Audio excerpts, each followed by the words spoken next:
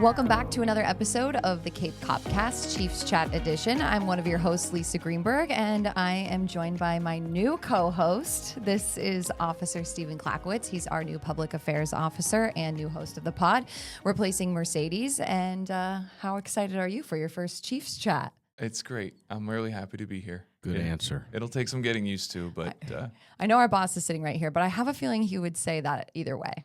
He's been really great. I hope so. Yeah, he's been an awesome addition. He's been great. Thank you. How you doing, Chief? I'm doing good. We were kind of talking about how it's been one of those weeks that's like somehow gone by really fast, but it's been really busy and there's a lot going on. And Felt like a really fast street fight. yes. Went quick, but beat up a little bit. Exactly. It was one of those weeks. So glad to be here. We had a few different situations that we wanted to touch on this week, a few different arrests that were made and things of that nature.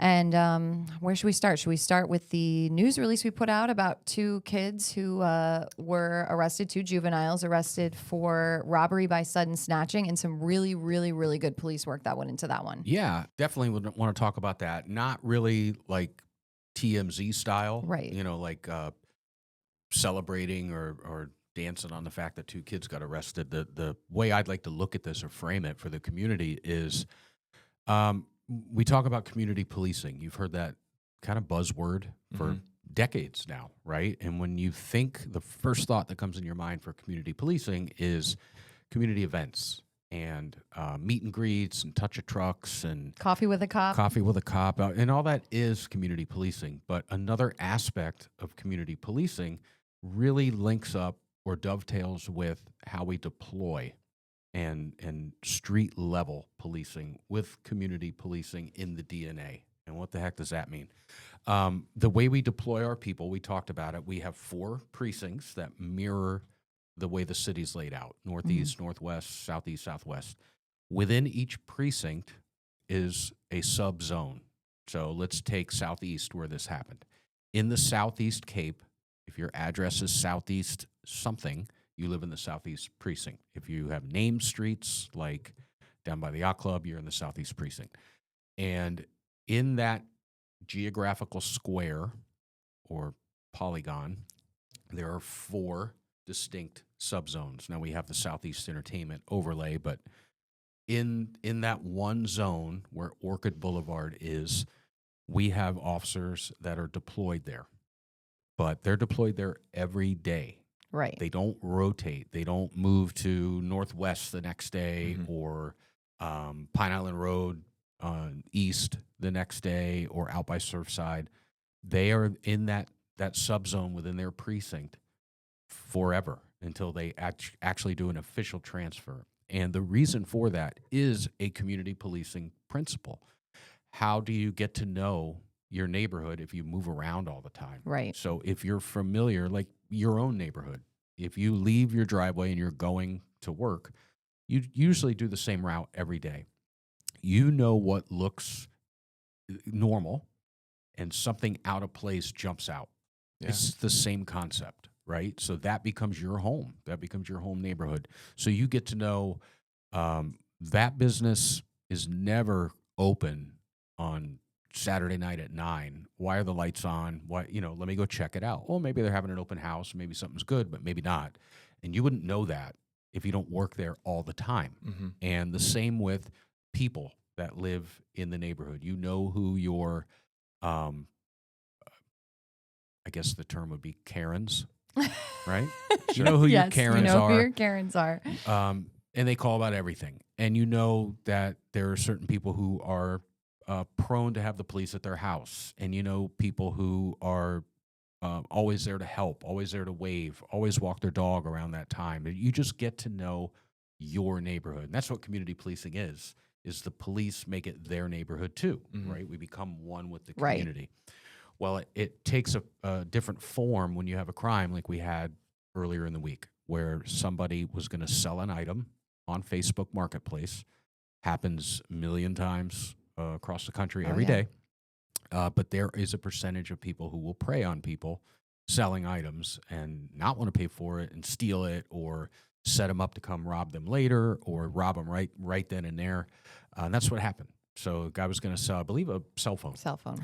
So he arranges a meet. Let's meet in a public place. The public place was the Waffle House on Del Prado. So they go. 2 individuals show up. The transaction was a ruse. They battered the guy, took the phone, and bolted. And he had the wherewithal to get the direction of where they went. We had some other witnesses say people went in that direction. But where the community policing component comes in, we had an officer that made contact with the victim to get the who, what, when, where, what's going on. Got a quick description of the 2 subjects out over the radio. And another officer, and I'm proud of this officer, he's a young guy that's new with us, Yeah. but has already bought in to what you're supposed to do, developing situational awareness, developing some cop instincts, said, well, I know because I work in this area. This is my neighborhood. I've been to a house before, and I've seen these older kids or young adults hanging out. They match that description. I'm going to go over there and see. Goes over there, same description, same clothing, to a T. And then we had talked about the constitutionality and constitutional policing is kind of a buzzword. And I mentioned it before. I, along with everybody else that works here, took an oath to defend the Constitution, but to defend it, you have to know it. And one of the things about constitutional policing is if you have this scenario and you make contact with those people, Right. they are not under arrest. You want to have the victim look at them and go, those are the guys. If you move the people back to the scene, that is the Fourth Amendment is triggered. That is an arrest. Mm-hmm. You're depriving them of their freedoms to be able to do that. But the courts have determined that you can detain them where they're at and bring the victim to them. That's called a show up in police terms. Yep. It also makes sure that you're in compliance with the Fourth Amendment, which is a big phrase these days, and we are. And the victim was brought to the scene. Those are the guys. They just beat me up and took my phone and robbed me. So we were able to make the arrest. So it was a great example of what community policing looks like in maybe a different form that you never thought of. Yeah. Definitely. It was so interesting too to see the officer's name because I was like, I was just at that guy's swearing in. Like it happens quick where they buy in and they really put their training and their experiences to work. It was impressive. Trust the training.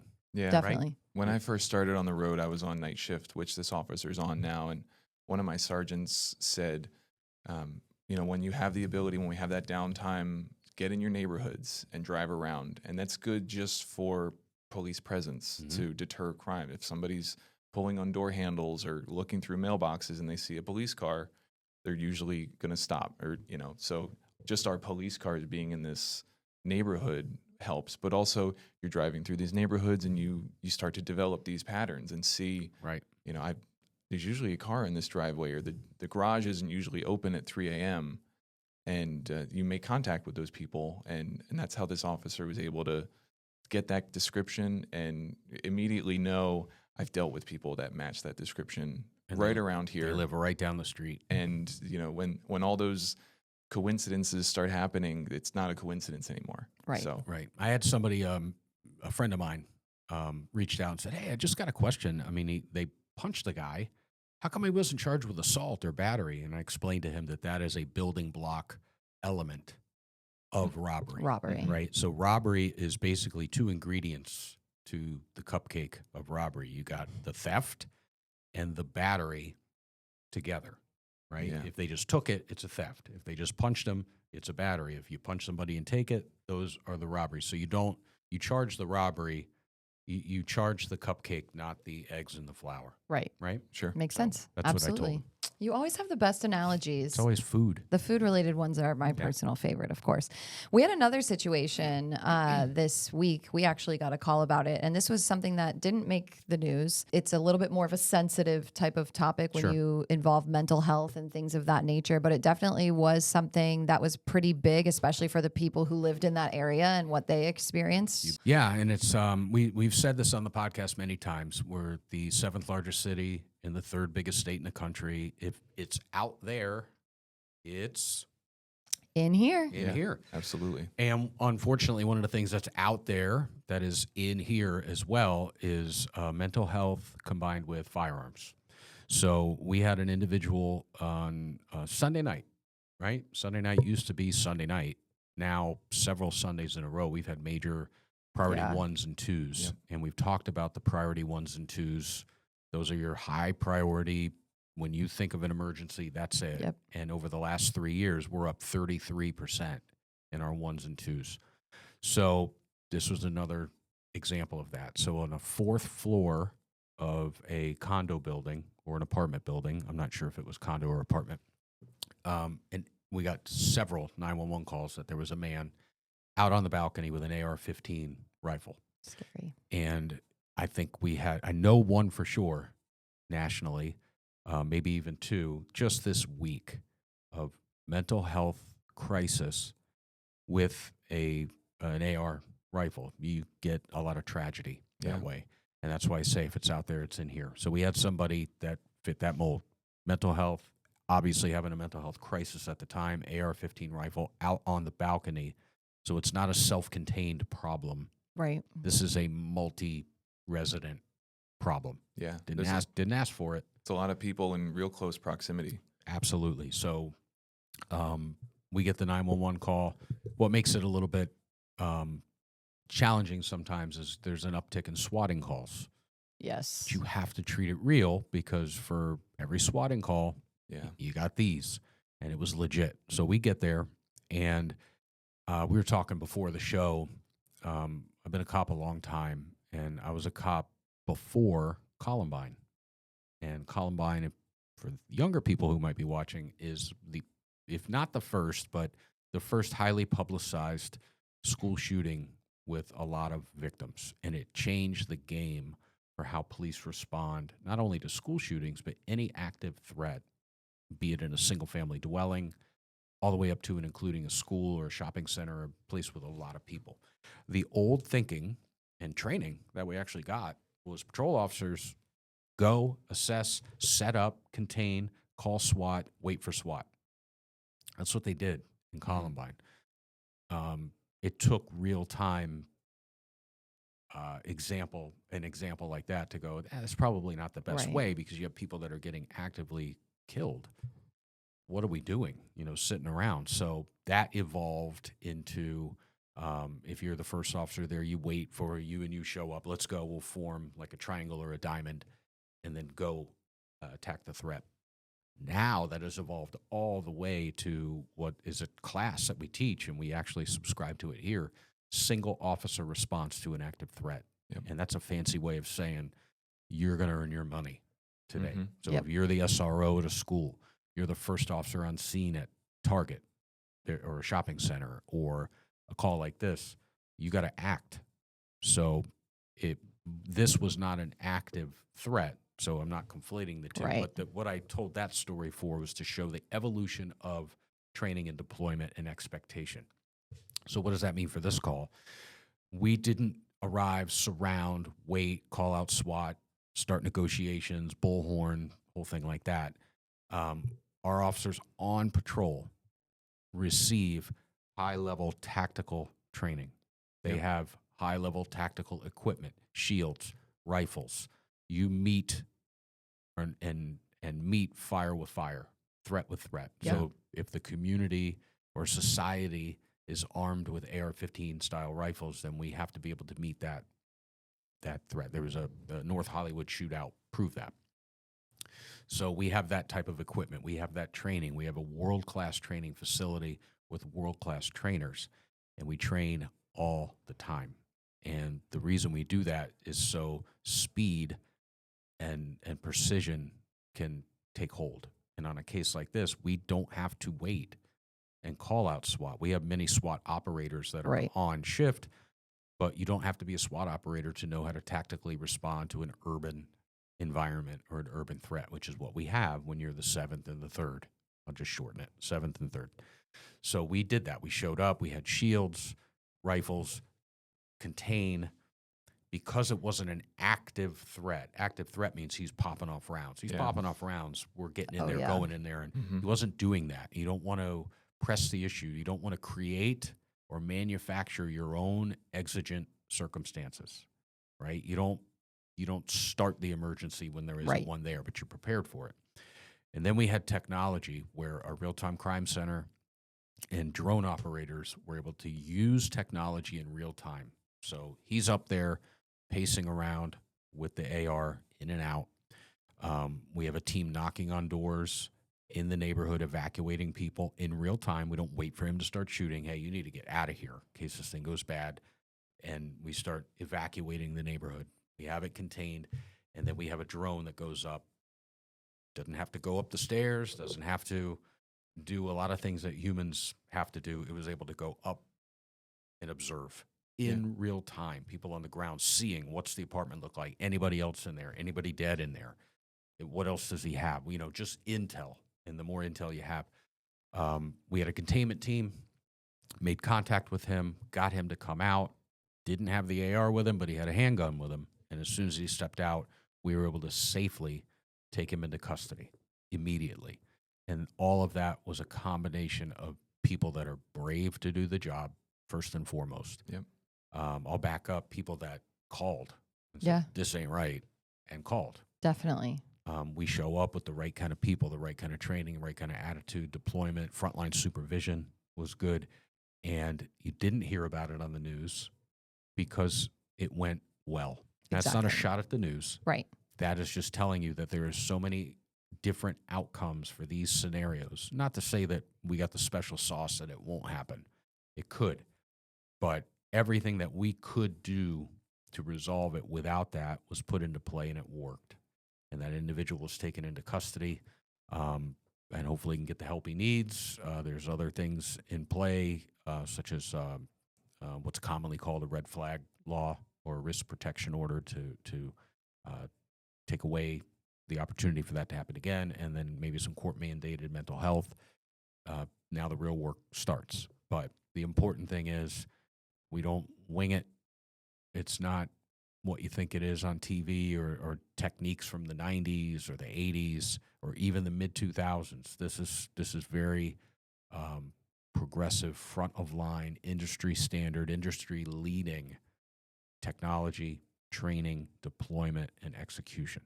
Anything I that couldn't can be prouder. done. Yeah, anything that can be done to de-escalate a situation like that and have a non-violent ending, a peaceful, for lack of a better word, ending.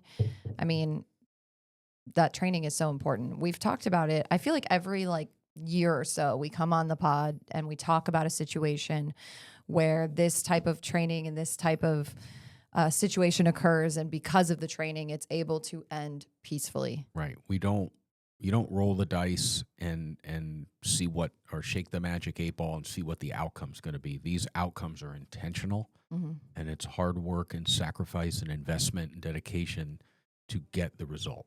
Definitely. And another example of the technology being so important. Yeah. That stuff is so valuable. The technology and the equipment that we have. A lot of officers on patrol recently got issued shields. So and they Yep. can, so most of the officers on the road have them in their cars, and in this situation they can deploy those just for an extra safety measure for these types of situations. Right. Some of those officers have the drones that they can deploy. There's drones that don't even need the person carrying it around in their car, right? Yeah, there's that's a new advent called DFR, drone as first responder, and there are jurisdictions around the country that are live with DFR. What's important, I think, for the community to know is that we are aware of emerging technology. We don't get things to keep up with the Joneses, right? Yeah. They have that, or my buddy Carmine's got that. I'm going to get that just because he has it. If it works for our community, we're going to investigate it, vet it, see if it's the right move, and then deploy it. I will tell you that is an evolution in policing is DFR. How would DFR work? You get a call like that on Sunday. They are mounted on the roof of police headquarters or fire stations or strategically out throughout the building. DFR could have responded to that scene before our officers even got there. Yeah. With real-time visual of the subject, of the individual, reporting back here so that we can adjust tactics en route. Right. Those are few and far between right now. That doesn't mean that it wouldn't be for the future. There's a lot of different applications for DFR. The way that we are geographically laid out and not built out, socioeconomics, types of calls that we have the stuff, obviously, but the frequency can push off that. And when you are able to push off technology, I'll give another analogy, big screen TVs. When they came out, if you had to have one right now, they're giant, they're cutting edge at the time, very expensive. Now, if you could get one that's twice as big, flat, cheap, it breaks. They had TV repairmen. That's a throwback. They don't have TV repairmen. No, you just get a new one. You get a new one. Same thing here. Let's let the technology evolve. Let's see what the flat panel TV version of DFR is. Price comes down, capabilities go up to kind of jive with the need, but we are looking into that. And that's for any technology, right? Yeah. We don't just they got it, so we got to get it. There are people who do that even in our industry. I don't subscribe to that. I think it's silly to do that. Sure.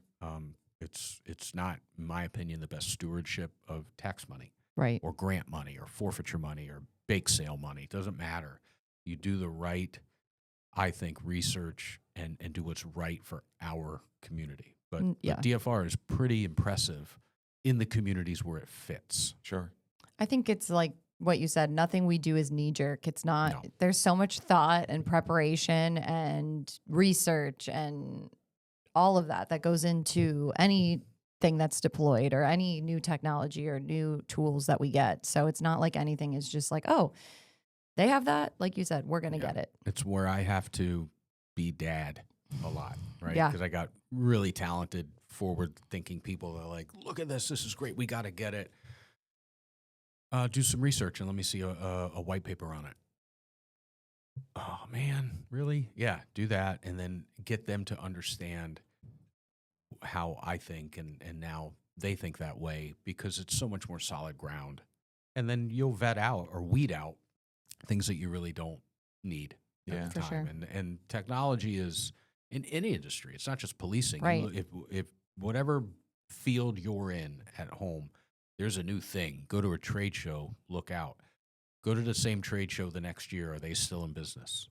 Have they been acquired? Did they go out of business? Was it junk?